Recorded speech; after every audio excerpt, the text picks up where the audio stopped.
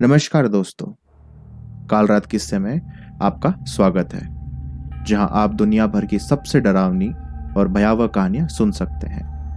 आज हम दिल्ली विश्वविद्यालय के हाल में फुसफुसाए गए उन भयानक किस्सों के बारे में बात करेंगे जिन्होंने वहां के विद्यार्थियों की रातों की नींद उड़ा दी। मैं जो कहानियां आपके साथ साझा करने जा रहा हूं वह दिल्ली के हलचल भरे दिल प्रतिष्ठित दिल्ली विश्वविद्यालय में स्थापित है।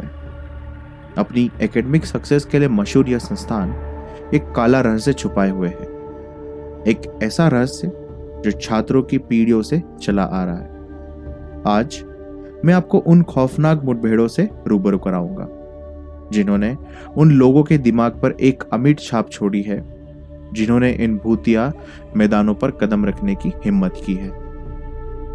हमारी कहानी दिल्ली विश्वविद्यालय के छात्रावास में शुरू होती है, विशेष रूप से कमरा नंबर 91 में। इस कमरे की एक प्रतिष्ठा है, एक प्रतिष्ठा जो वर्षों से बड़ी है, रहस्य और भय से घिरी हुई है। मैं जो कहानी साझा करने जा रहा हूं वह निकुंज नामक एक छात्र द्वारा अनुभव की गई थी, जिसने अपने पहले के कई लोगों की तरह खुद को अज्ञात के सामने पाया। एक दुर्भाग्यपूर्ण रात, जब निकुंज अपने बिस्तर पर लेटा था, रात का सन्नाटा एक खून जमा देने वाली चीख से टूट गया। शौक कर वह जाग गया। उसका दिल जोरों से धड़क रहा था। उसने कमरे को देखा। उसकी आंखें अंधेरे से अनुकूल ढल रही थी, लेकिन उसे कुछ भी असामान्य नहीं मिला। उसने खुद को समझाने की कोशिश की कि यह सिर्फ हवा है, लेकिन अंदर ही अंदर उसे पता था कि कुछ गड़बड़ है। जब वह लेटा हुआ था, अपने तेज धड़कते दिल को शांत करने की कोशिश कर रहा था, उसने फिर से सुना। कमरे में कदमों की आवाज गूंज रही थी। वह जम सा गया। उसकी सांस उसके गले में अटक गई। कदमों की आवाज तेज होती गई और फिर उसने सुना खिड़की के शीशे पर कीलों के खरोचने की स्पष्ट आवाज। भयभीत निकुंज ने जांच करने का साहस जुटाया। वह चुपके से खिड़की की ओर बढ़ा। उसका दिल उसके कानों में धड़क रहा था। जब उसने रात से बाहर झांका तो उसे नीचे खाली आंगन के अलावा कुछ नहीं दिखाई दिया, लेकिन खरोचना जारी रहा, हर गुजरते सेकंड के साथ और भी ज्यादा जोरदार होता जा रहा था। निकुंज का दिमाग तेजी से घूम रहा था, क्योंकि वह यह समझने की कोशिश कर रहा था कि क्या हो रहा है। उसे रूम 91 के बारे में सुनी सुनाई कहानियां याद आ रही थी, एक बेचैन आत्मा की कहानी जो हाल में भटकती रहती थी। उसने अपने साथी छात्रों से मदद मांगने का फैसला किया। उम्मीद है कि वे रहस्यमयी घटनाओं पर कुछ प्रकाश डाल सकते हैं। अगले दिन निकुंज ने अपने दोस्तों के साथ अपना अनुभव साझा किया। उन्होंने ध्यान से सुना। उनके चेहरे डर से पीले पड़ गए। उनमें से एक सीनियर ने खुलासा किया कि रूम नंबर 91 का एक काला इतिहास था। 9 साल पहले अरुण नाम के एक छात्र ने उसी कमरे में अपनी जान ले ली थी। तब से उसकी आत्मा हाल में भटकती रहती थी, जीवित लोगों की संगति में सांत्वना की तलाश करती थी। निकुंज हैरान था। वह हमेशा इसी कहानियों पर संदेह करता था, लेकिन उसके अनुभव ने उसे अंदर तक हिला दिया था। उसने रहस्य की तह तक जाने का फैसला किया और कमरा नंबर 91 की भूता घटना के पीछे की सच्चाई को उजागर करने का फैसला किया। जैसे जैसे दिन हफ्तों में बदलते गए, निकुंज को अपने कमरे में एक भयभीत उपस्थिति का अनुभव होता रहा। वह अक्सर जागता और पाता कि उसका सामान फर्श पर बिखरा पड़ा है, और रात में पदचिन्हों और खरोचों की आवाजें आना एक और आम बात हो गई। उसने अपने अनुभव को दर्ज करना शुरू किया ताकि भूता घटना को समझने के लिए कोई पैटर्न मिल सके। एक रात जब वह बिस्तर पर लेटा था तो उसे लगा कि ठंडी हवा उसके ऊपर बह रही है। उसने अपनी आंखें खोली और पाया कि उसके बिस्तर के पैर के पास एक आकृति खड़ी है। यह एक युवा व्यक्ति था। उसका चेहरा दर्द से बिगड़ा हुआ था। निकुंज ने उसे तुरंत पहचान लिया। यह अरुण की आत्मा थी। भयभीत निकुंज ने चीखने की कोशिश की, लेकिन उसके होठों से कोई आवाज नहीं निकली। उसने डर के मारे देखा कि अरुण की आत्मा उसकी ओर बढ़ रही है। उसकी आंखें दुख से भरी हुई है। उसने महसूस किया कि अरुण उसे नुकसान पहुंचाने की कोशिश नहीं कर रहा था, बल्कि मदद मांग रहा था। उस पल निकुंज ने निर्णय लिया, वह अरुण को शांति पाने में मदद करेगा। निकुंज ने आत्मा की दुनिया से संवाद करने के तरीकों पर शोध करना शुरू कर दिया, ताकि अरुण को उसकी अनंत पीड़ा से मुक्त करने का कोई रास्ता मिल सके।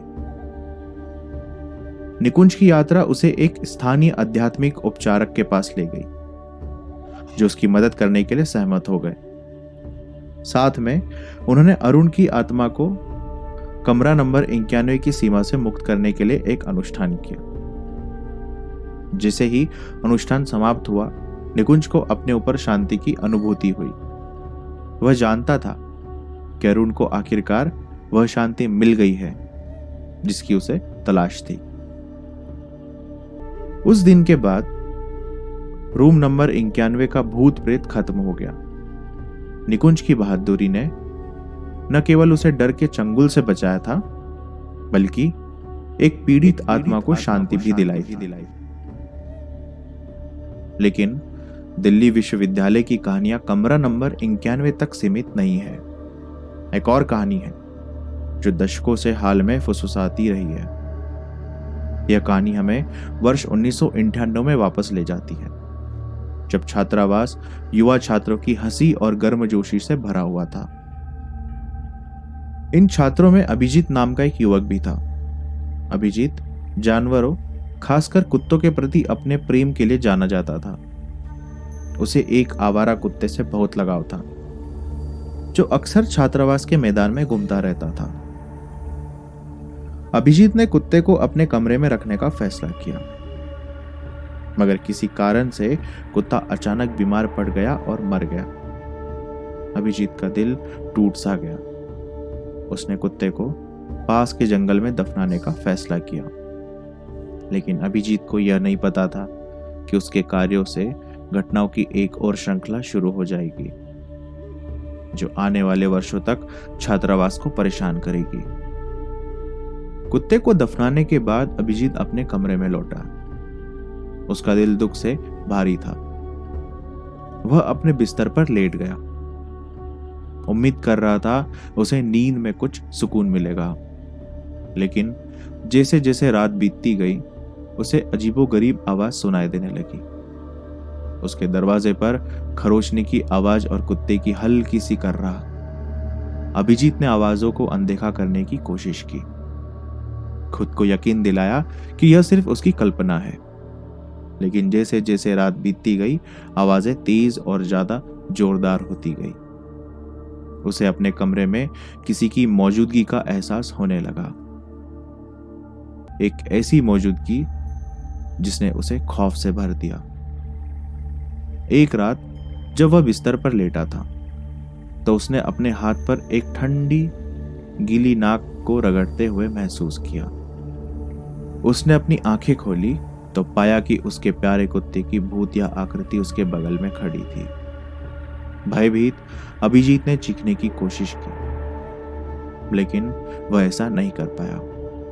उसने डर के मारे देखा कि कुत्ते की आत्मा उसकी ओर तैर रही है। उसकी आंखें दुख से भरी हुई है।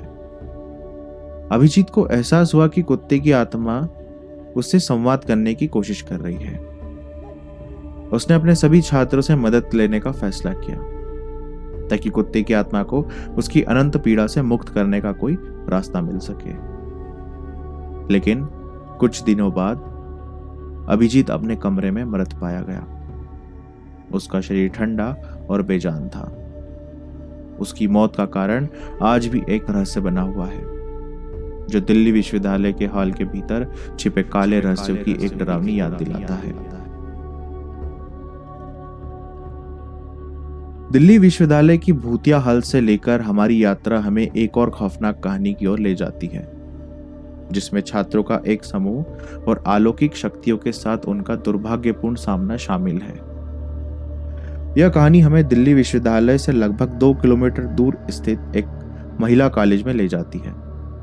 अपनी एकेडमिक सक्सेस के लिए मशहूर यह कॉलेज एक काला रहस्य छुपाए हुए है, एक ऐसा रहस्य जो छात्रों की पीढ़ियों से चला आ रहा है। एक रात छात्रों के समूह ने मृतकों की आत्माओं को बुलाने का फैसला किया। वे कॉलेज की एक खाली कक्षा में इकट्ठा हुए, एक ओइजा बोर्ड और रोमांच की भावनाओं के साथ। उन्हें नहीं पता था कि उनके कार्यों से घटनाओं की एक ऐसी श्रृंखला शुरू हो जाएगी जो आने वाले वर्षों तक उन्हें परेशान करेगी। जैसे ही छात्रों ने अपनी उंगलियां प्लानचेट पर रखी, उन्हें लगा कि ठंडी हवा उनके ऊपर बह रही है। वे विस्मय से देखते रहे क्योंकि प्लानचेट हिलने लगा, एक खौफनाक संदेश देते हुए, मैं यहां हूं। भयभीत छात्रों ने सभा को समाप्त करने की कोशिश की, लेकिन तब तक बहुत देर हो चुकी थी। आत्मा को पहले ही बुलाया जा चुका था और वह जाने को तैयार नहीं थी। अगले कुछ दिनों में छात्रों को अजीबोगरीब घटनाएं होते दिखने लगी। खाली हाल में कदमों की आवाज गूंजना, आवाजों की धीमी फुसफुसाहट और किसी के द्वारा देखे जाने का एहसास।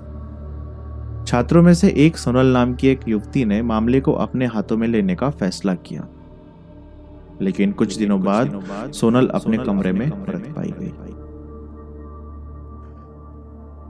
हमारी आखिरी कहानी हमें दिल्ली विश्वविद्यालय में वापस ले जाती है, छात्रों के एक समूह के पास जो अक्सर देर रात तक जागकर अपनी परीक्षा की तैयारी करते थे।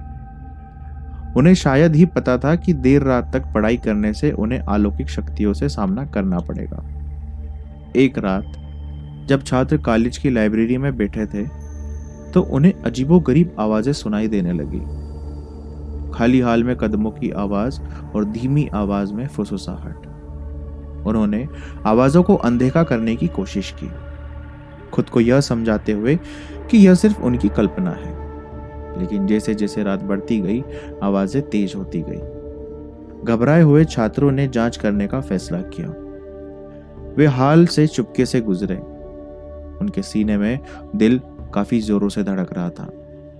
जैसे ही वे एक कोने में मुड़े, उन्होंने देखा कि एक भूत या आकृति उनकी ओर तैर रही है। उसकी आंखें द्वेष से भरी हुई थी। छात्रों ने भागने की कोशिश की, लेकिन तब तक बहुत देर हो चुकी थी। आत्मा पहले ही उन पर हावी हो चुकी थी। उसकी बर्फीली पकड़ ने उनकी रीढ़ की हड्डी में सिहरन पैदा कर दी थी। उन्हें एहसास हुआ कि वे लाइब्रेरी में अकेले नहीं थे। उन्हें एक अदृश्य उपस्थिति द्वारा देखा जा रहा था। लेकिन कहानी यहीं खत्म नहीं होती। कुछ दिनों बाद उन सभी छात्रों को लाइब्रेरी में मृत पाया गया। और इसीलिए दोस्तों, हम दिल्ली विश्वविद्यालय के भूताहाल के माध्यम से अपनी यात्रा के अंत में आ गए हैं। अगर आपके पास साझा करने के लिए कोई कहानी है या आप किसी भूता जगह के बारे में जानते हैं तो स्क्रीन और डिस्क्रिप्शन में दी गई मेल आईडी पर हमारे साथ शेयर करें। हमें आपसे सुनना अच्छा लगेगा। अलौकिक दुनिया की और भी खौफनाक कहानियों के लिए हमारे चैनल को लाइक, शेयर और सब्सक्राइब करना ना भूलें।